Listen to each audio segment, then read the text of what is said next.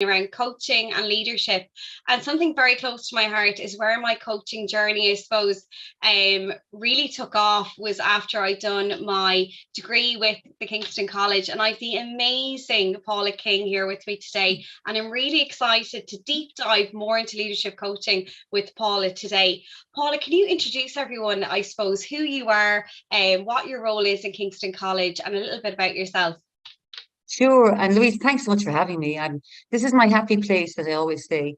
So yeah, I am a director with a company called Kingston College. My own background, I guess, is many, many years ago, I worked at director level myself in European projects.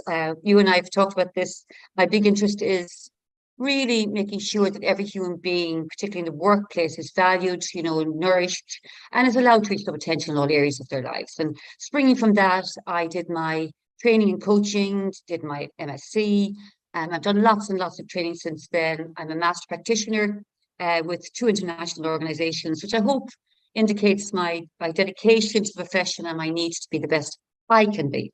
I lecture with the college on a number of our programs, on the leadership coaching program, and also on the mental health and well-being and the corporate well-being program. In recent years, I have developed, for want of a better word, a huge interest in the space of what we are doing to take care of people in the workplace. Because I think traditionally there was this sense, go into work, do your job, go home, and that's all we need from you. Not just through COVID, but through lots and lots of challenges, change, particularly in organizations. I feel sometimes we lose what's most precious to us, which is the people who are working in these organizations. So I have a huge interest. Obviously, my one-to-one coaching is predominantly with leaders, fantastic people who are doing their very, very best, encountering challenges that you would expect to hear, particularly around the space of change. People who had to leave work, walk out of the workplace not that long ago, and people now are walking back in.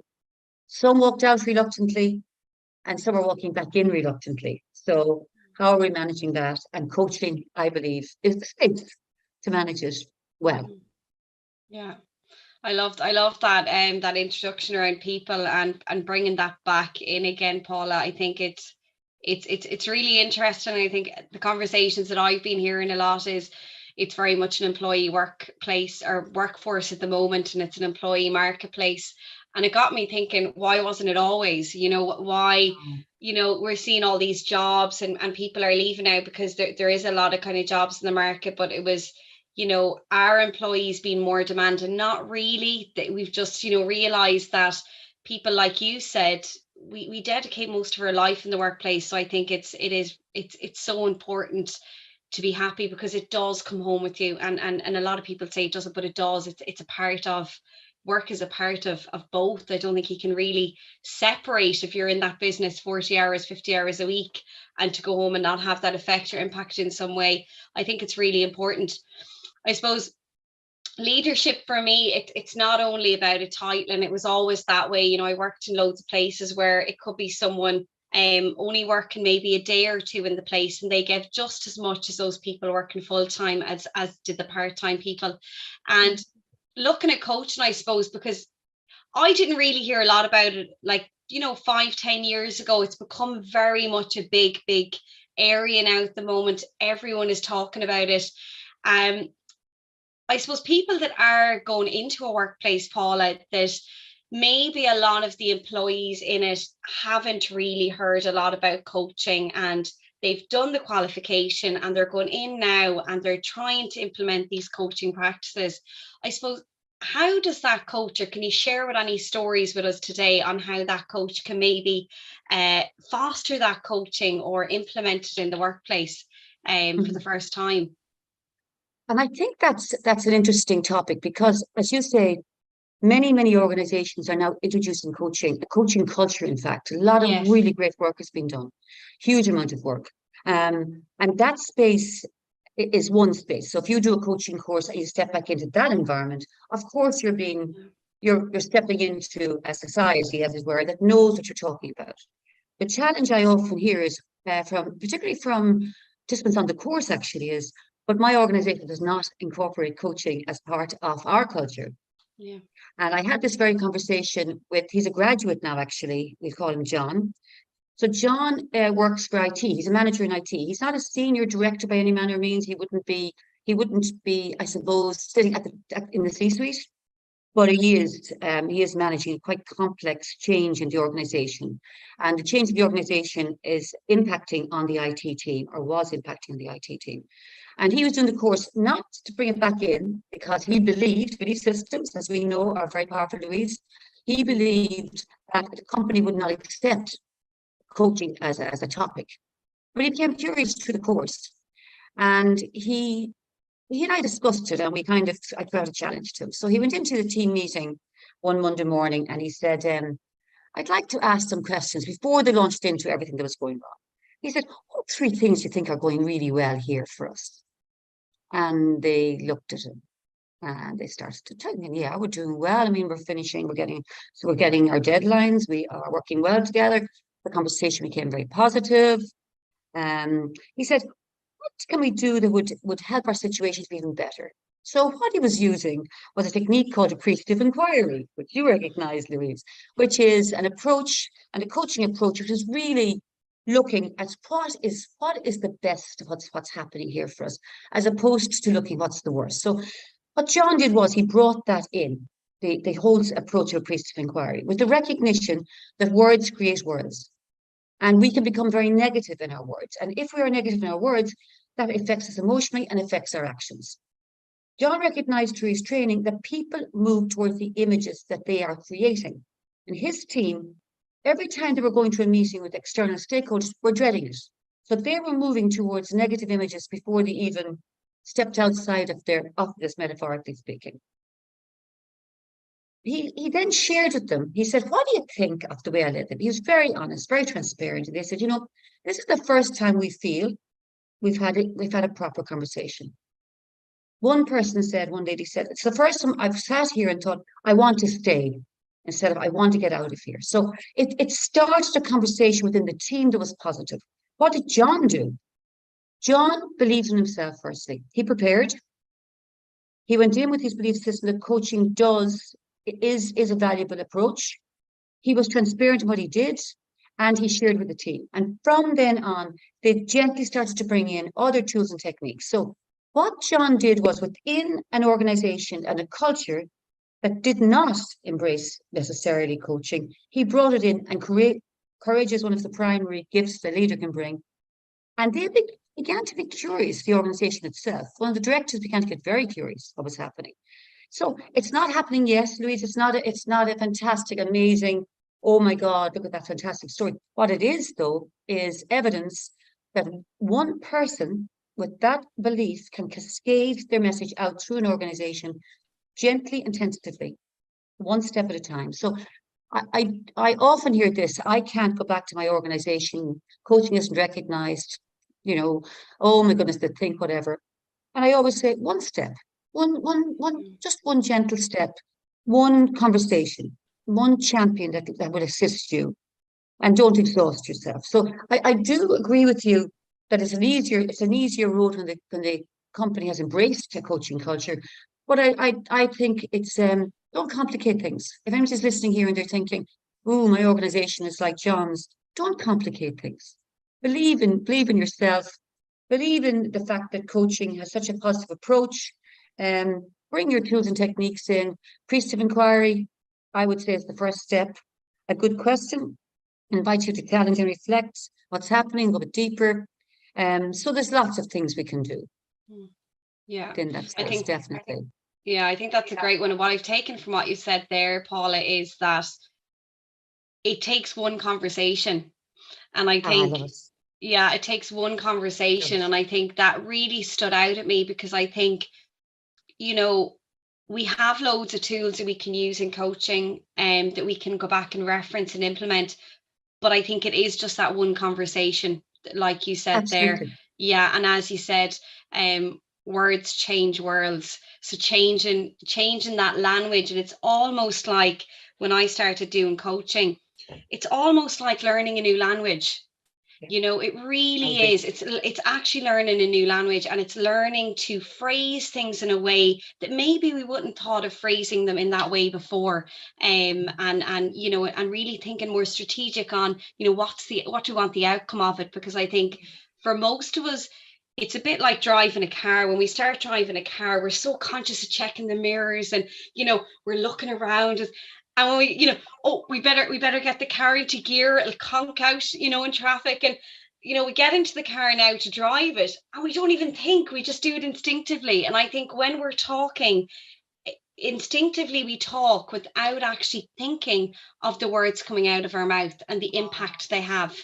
And I That's so think true. what's really powerful about coaching and really looking at the words is that what I took out of it, and I think some people I've spoken to have taken out of it, is that if I really think about what it is I'm going to say, it can really Mm, impact that person with the people around me. And I think if that's yes, something that we can take from doing coaching or implementing coaching, I think it's quite powerful, because you know, we definitely. probably don't really think as much about what comes out of our mouth, because again, it's second nature to us now, a bit like we're Yeah, starting to drive the car, you know. that is so true. And I think that's where coaching is fabulous because we listen. And when we hear somebody Mm, create maybe speak about something in a negative way, we understand the impact on that person emotionally. And that's the reason we ask questions like, is there another way to look at that? Could you mm, reframe that? Simple little questions to assist a person to think of what they're saying. yeah, Sure, absolutely. yeah. Um, so I'm hearing a lot at the moment about empathy in leadership, and I think it's fantastic. I suppose I want to flip empathy on its head a little bit, and I always look at things from different perspectives, because I've been in work environments where my empathy has been in overdrive, and I've became aware of that, and I became quite burnt out at times because I let that nearly take over me a little bit. And self-regulation, I find in leadership, isn't really looked at a lot, I find. So we look at empathy, and we look at, you know, are we, you know, empathizing with people? But I just found myself on my own journey that self-regulation and awareness isn't really spoken about a lot in leadership roles or for management teams. Is having an awareness around that of yourself, but also how you give that out to others. Can you share any story, I suppose, with people listening in today, of something that you feel really touches on that a little bit? I so understand where you're coming from. I so understand. And it's interesting, actually, even the space of coaching. Yeah, If you think about it, if a person going to become a coach, I've never met a coach and said to them, "Do you like people?" They go, "Oh, I don't yeah, like people, Paula, but I want to become a coach." That's never happened, Louise, and never will yeah, happen. yeah, yeah, So then it follows that a lot of people who are attracted to coaching are people with great empathy. yes, Also, the the some of our most fantastic leaders are very empathic people. So that sounds great. And I've been doing a lot of talks recently, exactly based on your curiosity, paradox of empathy, yes, exactly based on your curiosity. And I will talk a bit about the link to that and burnout in a few moments. And I will yeah, share a story with you there. But if anybody is listening and they're particularly interested in the space of empathy, I would draw their attention to a man called Batson first. And he did some work with a neuroscientist in the University of Chicago. So we talk about empathy, but we don't really know what's going on in the brain. We've sensed, we ask what empathy is. We ask a person, they go, oh, it's stepping in somebody else's shoes, or it's understanding what somebody else is thinking. But as Batson would say, how do you really understand what somebody else is thinking? That mm, doesn't really make a lot of sense. We might have some intuition, we might have some knowledge of the person. But in this experiment that they did, they studied the neuropaths, what was happening, and the experiment itself was they invited people to watch a people going through a painful procedure. So you and I are watching it, and these people are going through a pain procedure, as maybe if you're in the workplace and somebody's going through mm, hurt and pain. And one group is asked to imagine self. So you're the person, you're imagining self, you're watching it and you're imagining self. And the other group is asked to imagine others. So not imagine what the other people are feeling. So one is inside and the other is outside. mm, And the impact, of course, what happens when people are imagining self. You can imagine they were very distressed. They became very distressed, very upset. Um, they became very highly emotional. The people who are imagining others became more emotionally aware of what the other person was feeling. This is really important because then there's another one, another study done by a man called Paul Ekman. Now, yes, again, if anybody's interested in listening to this, these are two really good studies around empathy to help us to cognitively understand empathy. So Ekman studied empathy from three spaces. So the first was cognitive empathy. So cognitive empathy is, Louise, when somebody says, "Oh God, I know how you're feeling. I know how you're feeling." And mostly that's what we're saying. It's cognitive. We just know. And we can appear quite cold if we use cognitive empathy. I read one book, which I'm hesitant to say, but anyway, torturers have cognitive empathy, bullies have cognitive empathy, as you can imagine. It's not going anywhere else. Now, the next one that Ekman talked about was emotional empathy. And this is probably where you and I, and a lot of coaches, a lot of leaders, a lot of people who end up moving into burnout, this is what they bring to their conversations. And emotional empathy is where I know how you're feeling, I'm feeling it. You're crying, I'm crying. You're upset, I'm upset. We're upset together. So it's like emotional contagion. I have taken on board your hurt and pain. Not particularly useful to you, and certainly not useful to me. Certainly me coming in.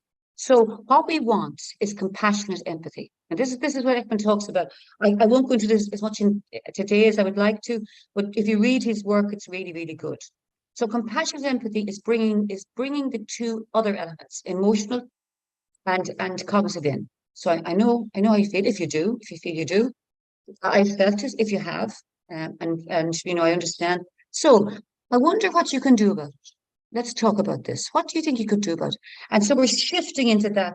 Batson talks about imagining others and empowering them to start creating decisions. And this is really important because if we constantly bring emotional empathy to our engagements, we will end up moving towards burnout.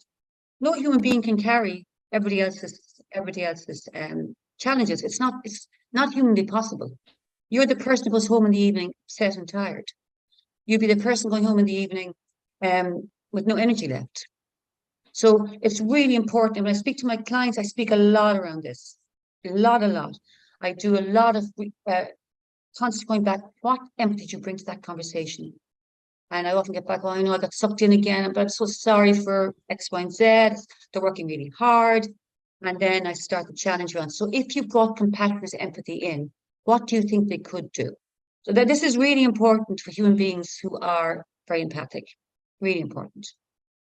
So I could share a story with you if it's useful. Just around, so I've encountered a lot recently around burnout, an awful lot. I don't know how the universe is sending so many people. Maybe it's sending me a message around the space to work in, but it's a lot of leaders are really going through excessive burnout. So when I say going through it, let me rephrase that because that's not actually true. They're in danger of it or they've gone through it. So I meet clients who are moving towards it or who are coming back into the workplace having encountered it. I never meet a person in burnout. It's too late. Yeah. It's too late then. The intervention wasn't there.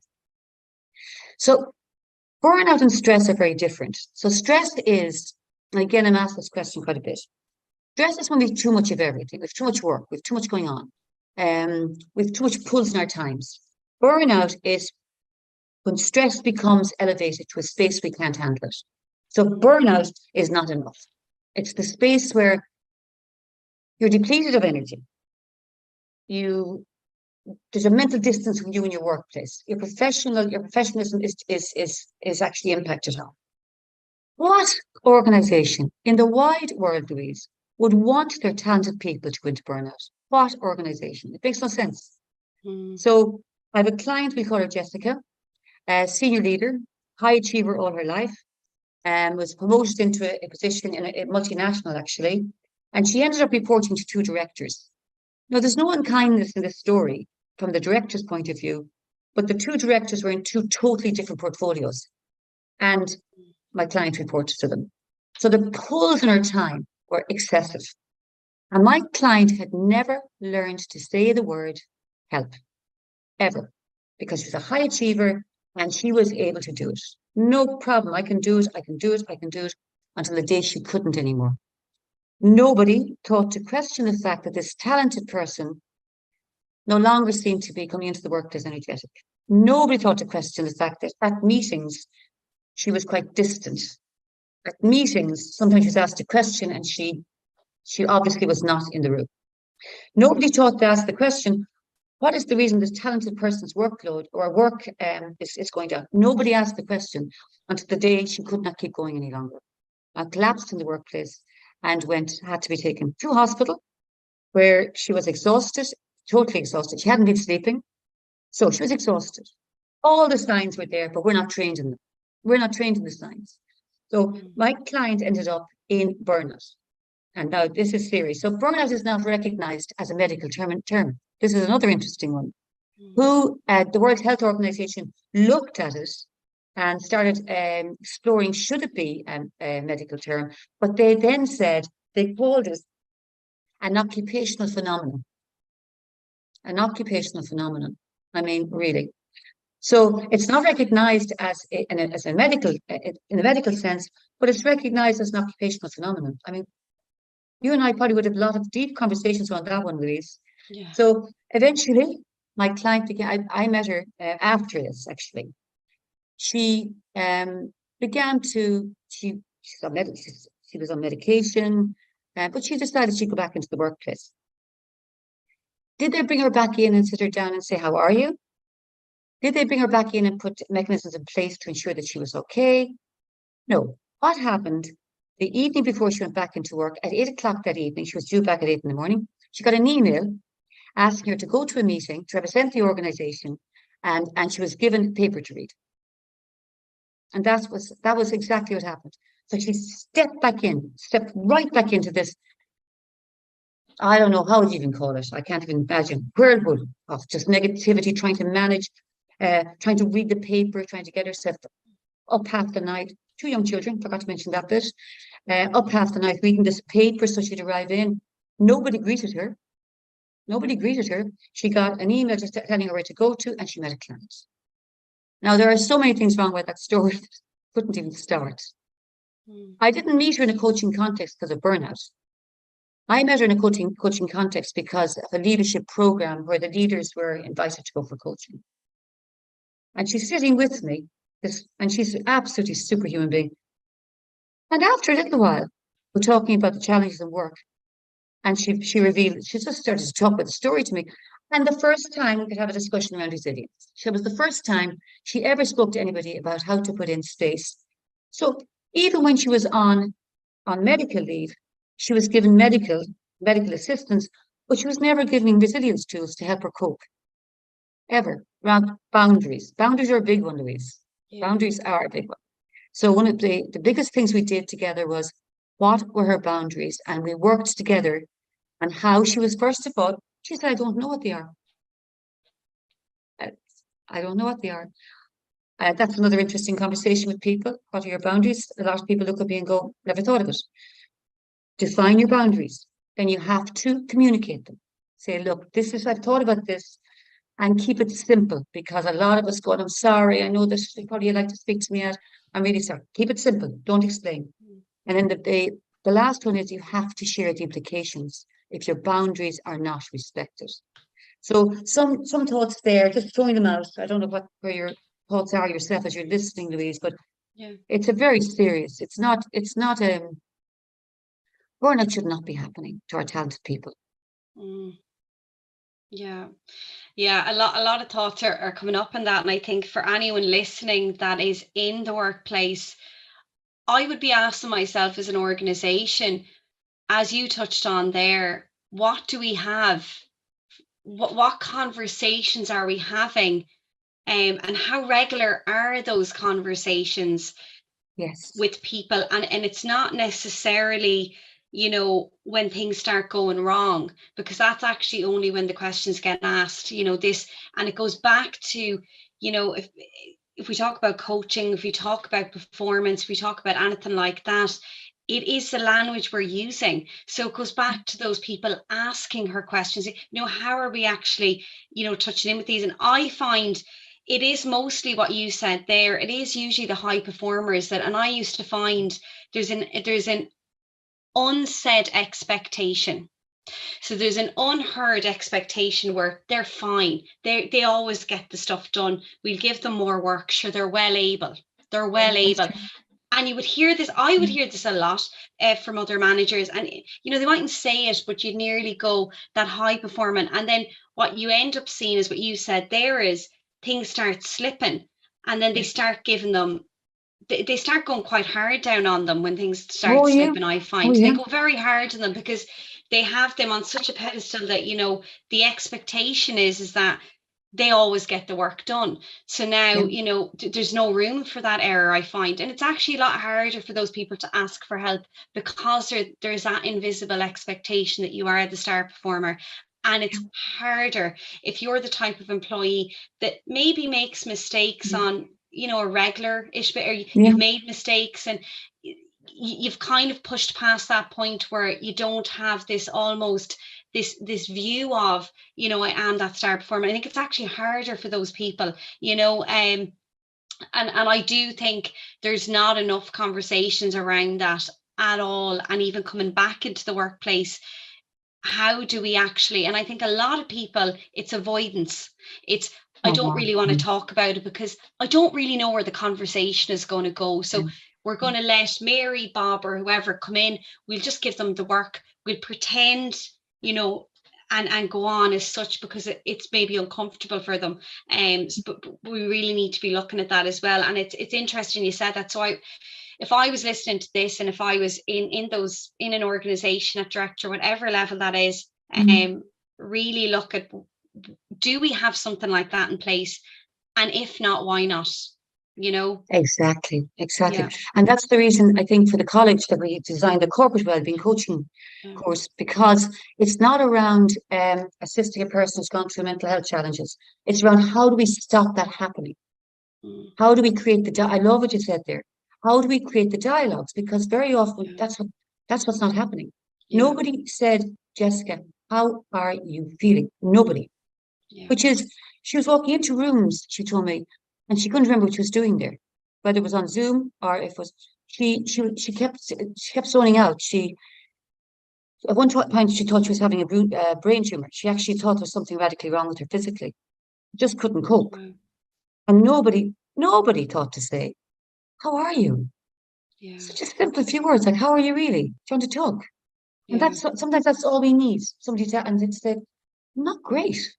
Just not great Yeah. at the moment. Just that Mm. human dialogue. We're all human beings. We all have days where nobody in the world gets up every single pot and says, yay, every day. We all have days where you go, oh, Mm. geez, oh, God, I'm tired today. We all do. And for somebody to say, are you okay? It means an awful lot to us. Yeah. Yeah. Definitely. It'd be great if that was hanging above every workplace uh, entrance or exit. When was the How are last you? time you said, how are you today? When was the Oh, I last love it. time, just hanging up, when was the last time you said, how are you today to someone in that building? I just think it'd be amazing. And equally, if there are people listening Mm. and they think, I'm just not trained, I don't feel comfortable. Yeah. There's so many fantastic. The World Health Organization website is great. Mental Health Ireland, Mental Health Europe are amazing, amazing. So if you're somebody who's listening and if you're struggling, if you're thinking, gosh, I think I'm in a space, you can go on these websites. Or if you are somebody who thinks, I think I remember my team was a little bit under energized, these websites will help you to have the conversation. Yeah. Even if you've nobody you can go to in the organization itself. So never, ever, ever feel you're on your own. I think that's a really important message today for us, for you and I, for anybody listening. Never feel you're on your own. The word help is not a word to be ashamed of. Mm. It's the word to be proud of. If you're brave enough, put your hand up and say, Jesus, help. Today is one of those days I need to talk. Be brave and do it. And remember, there's so many resources. If somebody feels that listening to us today, Louise, I can't go and talk to X, Y, and Z, you know Mm. what? Even reach out to somebody like myself, and I'll always Mm. be able to help in some way. So my point is, we don't want anybody ever sitting in a room on their own going, I don't know where to find help. Yeah. Yeah. Yeah, definitely. Yeah. And I think there is loads of resources there, but again, reach out to people, and Yeah. it's nothing to be embarrassed about. And I think sometimes in your own workplace, it's something that it can be hard. It can be hard to ask for that help. And we're great at helping others, but we're Mm. not so great at asking for that help ourselves. And I think, that's something I see a lot as well. So I think definitely ask for that if you can't within that, but go outside of that and check out those Mm. resources there. And I'll pop a couple of them up underneath this Oh, podcast so brilliant. people can Thank tap you. into those links as well, Paula. And That's definitely. fantastic. Yeah. Um, Fantastic. so we were talking a little bit, which leads us quite nicely into the next question, which led kind of, we were talking a little bit around burnout, a little bit around empathy and overdrive, a little bit around kind of what happens in the workplace.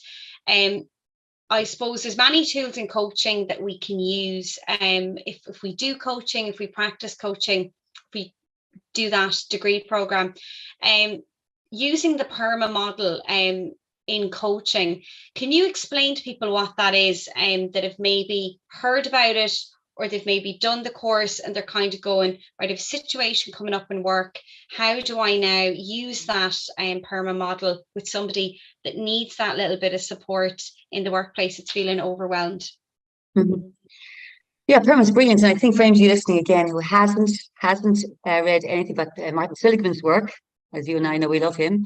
I would definitely draw their attention to it and go online, and there's some good YouTubes where he talks about it, because obviously he's the creator.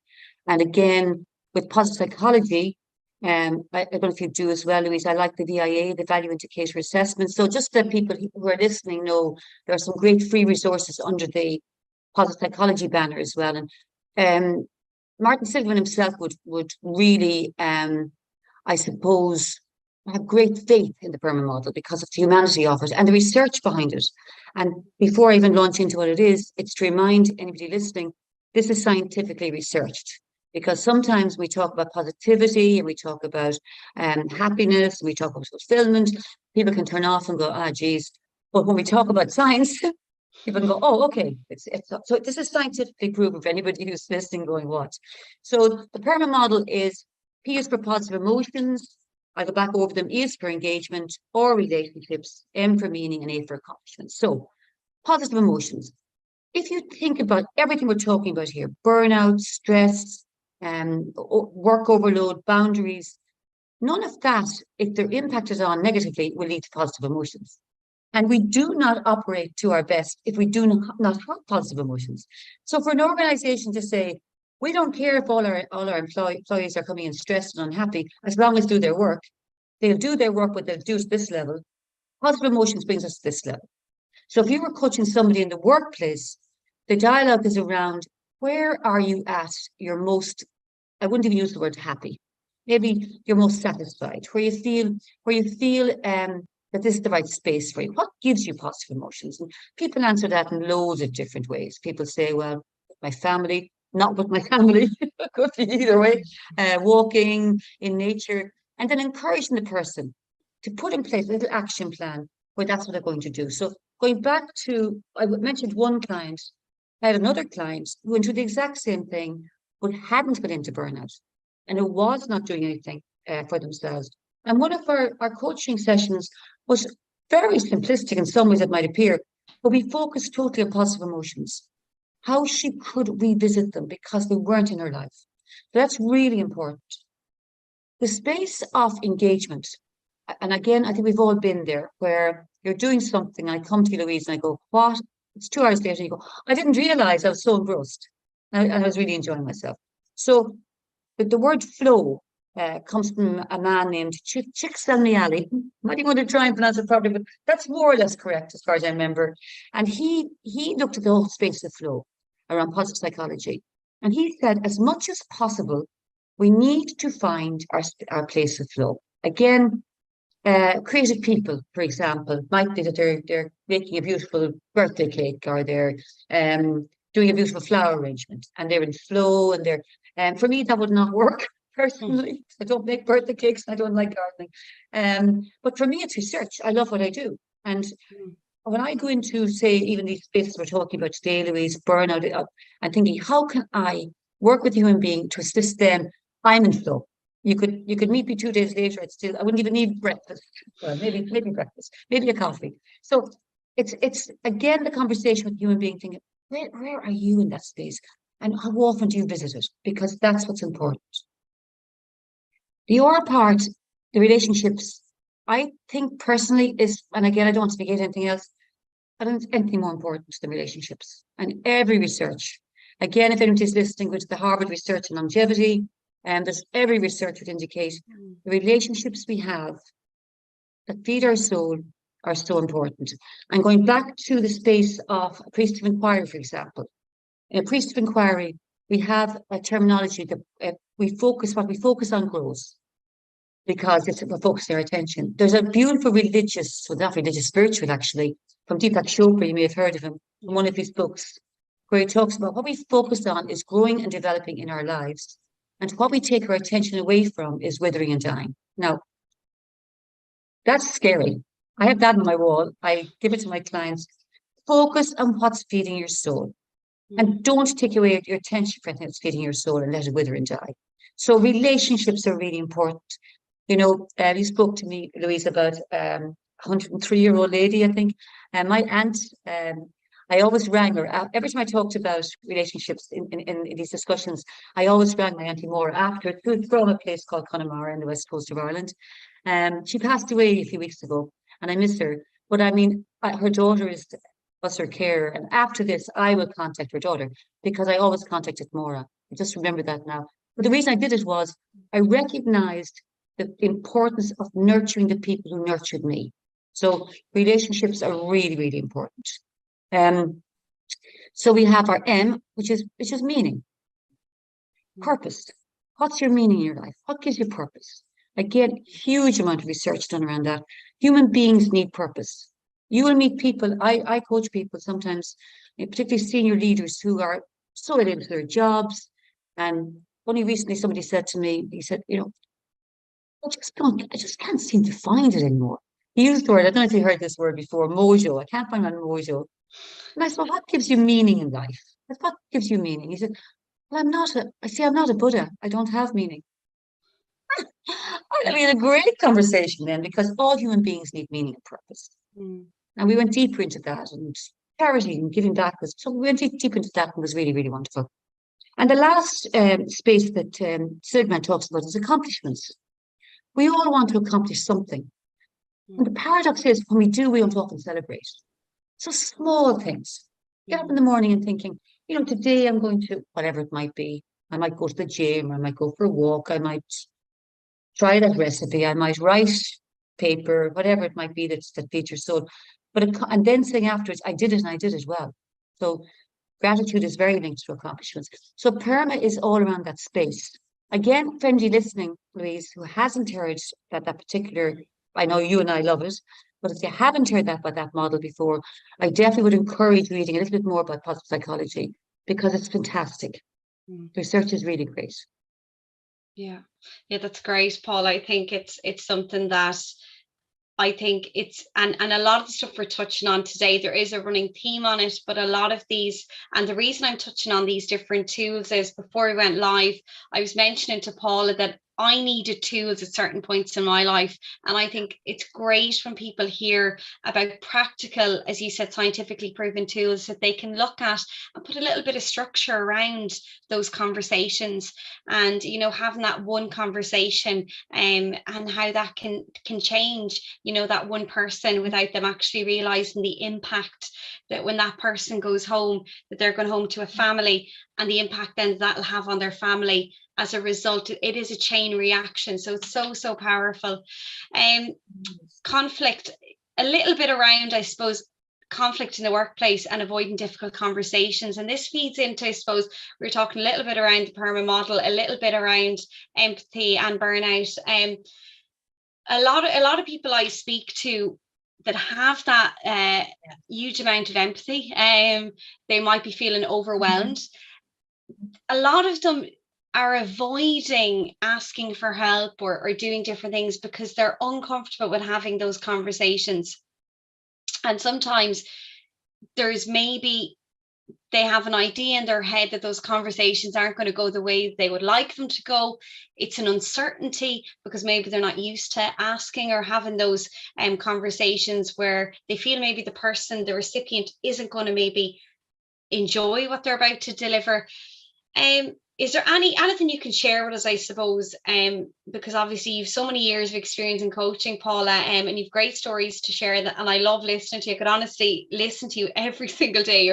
Oh, thanks. When you talk, you have a knowledge and a wisdom about you that is really admirable, to be honest with you. And I'm listening here, and I'm really in a deep train of thought as I'm listening. So it's quite hard to come out of that again and ask a question. But it's I suppose what do you think that leaders can do, maybe, that are feeling that they want to maybe change something that's making them unhappy and they want to have that difficult conversation? Is there anything you could share around that, maybe from a coaching perspective? Well, there's so much there. There's so much there. So, I mean, the space of conflict is one thing. The space of conversation is another thing. Yeah. I think what happens to us when first of all, we catastrophize. Yes. We catastrophize. And again, if you think about the priest of inquiry, we move towards the images we're creating. So I'm sitting here thinking, I've got a difficult conversation tomorrow with Jim, we'll say. And then I'm visualizing how Jim is going to react. Then I'm visualizing getting angry.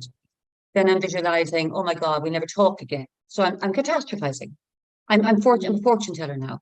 I don't know how he's going to react. So the first thing to do is to train yourself, to train the brain. Obviously, the space of neuroscience is really interesting again. We can create new neural paths in our brain. We didn't know that before. We always thought they were better like a computer. So it's thinking, it's remembering how the brain has developed. It's remembering that the primitive brain came first, the fight or flight, that primitive brain, because that's how we survived. How else would we survive? And then the amygdala, the emotional brain came next. And we hear this terminology, the amygdala hijack. And that's what happens to us. So we're visualizing having a conversation, and we're getting ourselves all upset, and we've no tools and techniques to help us, and we've now no way we're going. I mean, I am not going to go to the gym tomorrow morning. You know it, and I know it. So I'm too upset already. I've him being so angry with me walking away. So I've had the whole conversation. I'm a fortune teller. So it's going back to how the brain is working, and engaging the neocortex, the intelligent brain, to move away from this hijack. And look, simple techniques are so useful. So ABC is fantastic. So I'm sitting here and thinking, oh God, I'm really upset now because I've got this conversation with Jim. Acknowledging it. Acknowledging it. Because acknowledging it is bringing the intelligent brain in. It's beginning to look at this emotion and going, I am feeling like that. And even visualizing, if you're a visual person, whatever, see, hear, and feel it. Then thinking, the next thing is the B. I'm feeling this way because, just simple sentence. I'm feeling this way because I value Jim's opinion of me. I feel this way because Jim may now think I'm a weak, vulnerable person. I feel this way because I might hurt Jim. I feel this way because Jim has no idea what this conversation is going to be about. Writing it down. And then the final, what am I going to do? I choose. So I choose to believe that Jim is a good person, and between us, we're going to work this out. I choose to believe. I choose to remember my friendship with Jim. I choose to expect Jim to be an authentic human being, or a human being with integrity. That's a really good one, visualizing a conflictual conversation. And you and I both know the CIA is fantastic. We love that. Coaches, we love it. We tell our clients to join the CIA all the time. So sitting down quietly and thinking, what can I control here? I can control how I contribute to this conversation. I can control that. What can I influence? Well, perhaps I could speak to somebody before I went to that meeting. Yeah, maybe I could do something like that. What do I have to accept? I have to accept that perhaps this will upset Jim. And I have to be prepared to handle this with sensitivity. So little tools, ABC, small tools can help us to stop catastrophizing and move into a space where we bring the neocortex with us into a meeting, and be brave. Yeah, Briefly. yeah, that's fantastic. And I'm going to pop these links at the bottom of this podcast, Brilliant. Yeah, like the PERMA fantastic. model, the CAA model, and Yeah, different things like that. So people can, when they're listening, they can maybe pause and they can go back and maybe write some of these things beautiful. down. And I think, you know, even 2 or 3 of the tools, and see how they can structure those conversations in their daily, you know, those daily Yeah, conversations that we have, to really put that into practice a little bit, to help them on their journey. And it doesn't matter if, you know, it doesn't matter where you are in your journey. You could be super happy in work. If changing or having one of those conversations yeah. will help someone Absolutely. else, it'll really support. Absolutely. Yeah, Absolutely. definitely. And Yeah, don't forget in conflicts as well, it's switching perspectives is a huge one, Louise. You know, yeah, looking at something from another person's perspective again helps us to bring the neocortex into play. yeah. Absolutely. Yeah, and I think definitely writing them down, I think, which is really powerful as well. I think writing Oh, yeah. down, it slows the brain. It's putting So that pen to paper, and it can really so bring that reflective piece. I think you spoke about there, that, you know, that perspective, and it gets us out of our own head as well, which I think is really important, and it's a great one to use. We've gone over time, and honestly, oh, I could totally so stay on fast. this. It's been fantastic. One final question I'm going to ask is, I suppose, as a leader, as a coach, what do you think today in the world, if there was 3 things you could pick, soft skills based, that you would love for a leader to have, what would those 3 things be? I suppose we could definitely say courage and humility. We can definitely say that. Yes. We can definitely say integrity, and we can definitely say being present. So we can say all of those wonderful things. But in my opinion, the Mm, most important gift any leader, and if any leaders listening to this is what I believe deeply, is compassion. Compassion for mm, themselves and compassion for others, because that's what's needed now in the workplace. It's compassion. So of all this would I call it a soft skill? I suppose we would, because it's not IT or whatever, but compassion, yeah, you know, and being self-compassion is equally important for leaders. It's a challenging time. yeah, It is a challenging time. Some leaders are saying to young mums, get back into the workplace, knowing that they're going to have to travel for an hour and a half, knowing that, but still having to do it. They're having these conversations that we're talking about, you and I. So they have to be self-compassionate, and then also compassionate towards others. Definitely. yeah, yeah. Thank you so much, Paula. It has been It's a pleasure. amazing having you on. We touched on so many different things. I'll have the links at the bottom. It's been fantastic, and I've really, really enjoyed. You did write a book, and I just want to say that because we've come to the end, will you give a shout out what your book is for anyone that wants to, maybe, you know, you said it was a textbook about coaching and about all of the tools and stuff, and a lot of the tools we talked about today will be in that as well. What's the book, Paula, and where can people get it? So thank you, thank you. So the book is called Becoming a Master Coach, and I Mm, wrote it for, obviously, for as I call, young coaches. I wrote it for people who are in the coaching journey for a long time, and I wrote it for HR and leaders who'd like just to dip into a book and learn some coaching tools and techniques. So it is quite big, as you commented. There's lots and lots in it. I hope people will find it useful. Lots of reference materials. We tip on everything we're talking about today: positive psychology, conflict mm, coaching, team coaching, career coaching. So lots there. Yeah. So I yeah. hope anybody who's listening, hope they enjoy it. If they do, buy it. It's on Amazon. Brilliant. Okay, so it's on Amazon. Definitely check it out. There's a good bit in there, but I think it's a great one as a reference and as a guide, and something you could even do with your team as a team huddle, you know, talking about different ones, even at the beginning of the day or the beginning of the week, as a talking point to get those conversations going. So thank you so much, Paula. I really appreciated your time today. Thank you. Thanks, Louise. Keep shining your light. Thank you. Thank you so Thank much. you.